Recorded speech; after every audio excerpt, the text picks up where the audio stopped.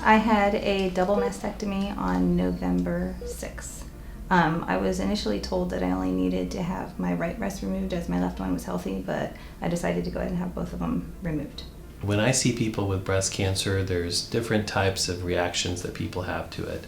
Some people are somewhat nonchalant about it, some people are not very worried about it, and other people are extremely anxious right up front about their diagnosis and what the plan is going forward. When my husband and I came to meet him, I was shaking and crying, and he gave me a big hug, and he wrapped me in a blanket, and he sat me down, and he told me that everything was going to be okay, and that I was treatable and curable. And the screening mammogram showed an abnormality, which was worked up further with additional imaging and then ultimately biopsied. And so she already had the diagnosis of an invasive lobular carcinoma when she came to see me. We created a plan for her, and she wanted to have the most aggressive treatment done, which was a bilateral mastectomy and reconstruction. From a technical aspect, when we do breast surgery, whether it be a lumpectomy or a mastectomy, the technical part of the procedure is not the hardest part.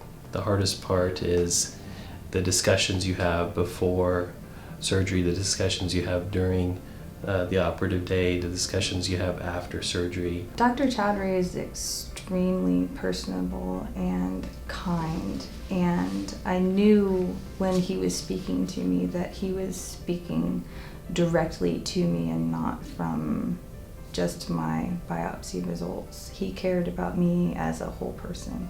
There are different ways to do a mastectomy, and there's a kind of a traditional approach to it where you take out more skin and the nipple and areolar complex, and then there's a skin-sparing mastectomy where we preserve essentially all of the breast skin except for the nipple and areolar complex.